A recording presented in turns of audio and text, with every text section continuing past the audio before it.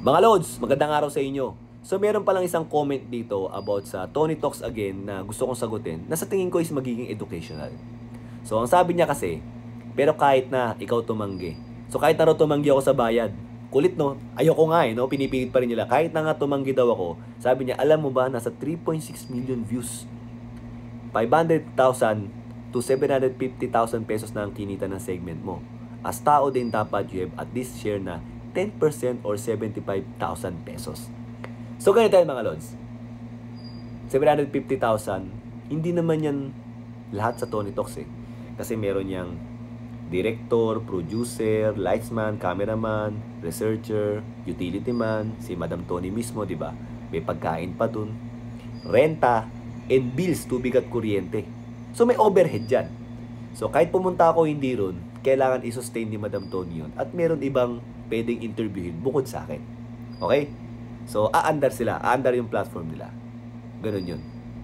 Ngayon, kung gusto mong humingi ako ng 10% pag kumita sila, paano kung nalugi sila?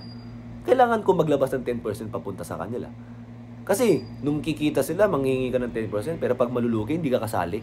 Diba? Isipin mo yun, diba? And that's the reason why labas na ako ron kung malugi man sila or kumita. Or kung kumita man sila ng malaki. Kasi they have all the risk doon. Ako, wala naman akong risk doon eh. So ano mangyayari, Lods? Pagka in-interview nila ako, it may be a win-win situation. Na maganda yung story ako, maring mag-hit sila ng maraming views at kumita sila. Ako, automatic win na ako doon. Kasi sino ba naman ako? Ang dala ko is istorya. Pag hindi ako pumayag, edi mabubulok lang yung story ako sa tabi. Di ba? Tony Talks na yun, isa na yun sa pinakamalaking platform doon, di ba? So ngayon, it's a win situation always para sa akin. Kasi, sigurado may manonood dyan. Hindi ko lang alam kung gaano karami. So, ibig sabihin, meron nang marireach yung story ko and magkakaroon ng engagement ako.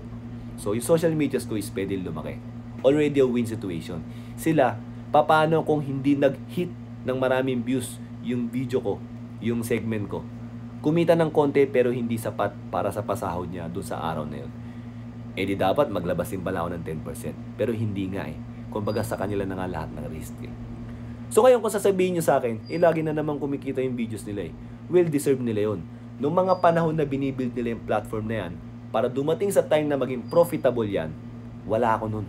Diba? Ngayon, harvest time na nila.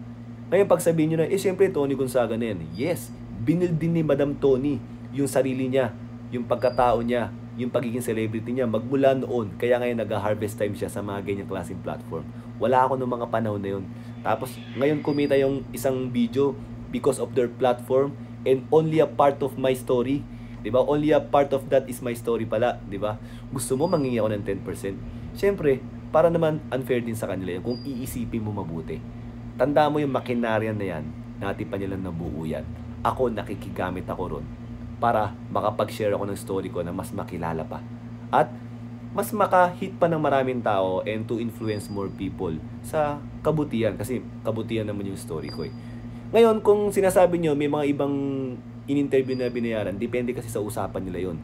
Meron kasi because of poverty, gusto nilang tulungan. Meron naman gusto talaga may TF sila. Okay? Meron naman yung kagaya ko at maraming kagaya ko na okay sa kanilang mag-share ng story as long as na maipalabas sa platform na yun. Isa ako sa mga ganong klaseng tao. And that's the reason why sobrang nagpapasalamat ako kay Madam Tony na na-approve yung binigay ng researcher about my story. Sobrang salamat ako and nakita nyo naman nangyari sa social medias ko kahit na hindi kasing laki ng kagaya ng sa iba. Sobrang saya ko na tumataas yung mga followers ko. So, bakit ko nga ba pinapaliwanag yung business side about overheads? Kasi maganda yan, naiintindihan nyo yan. Para naiintindihan nyo rin yung mga amo nyo na, ay teka lang, alam nga naman, laging ako lang kumita. 'Di ba?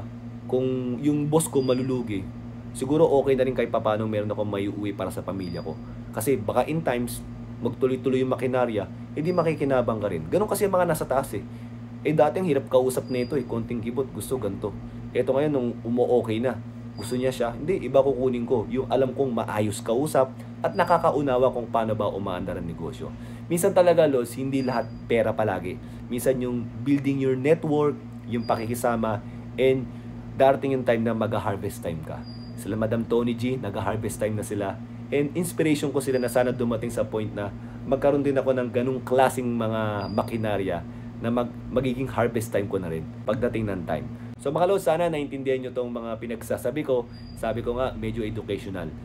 Natutunan ko yan sa mga naging experience ko sa mga iba-ibang boss ko.